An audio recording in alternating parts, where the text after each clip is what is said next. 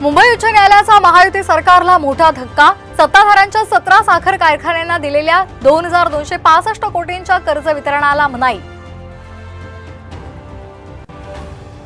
ज्येष्ठ नागरिक सवलतीचे बोगस तिकीट काढून अनुदान लाटल्याचा धक्कादायक प्रकार। जालन्याच्या परतूर आगारातल्या वाहकावर निलंबनाची कारवाई।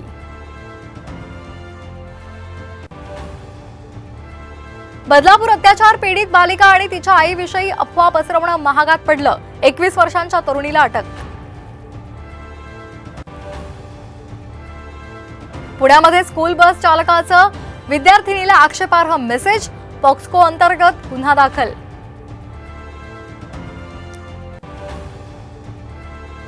रामगिरी महाराजांच्या समर्थनार्थ आज कोल्हापूर बंदची हाक। हिंदुत्ववादी संघटनांच्या कार्यकर्त्यांची पोलिसांकडून धरपकड।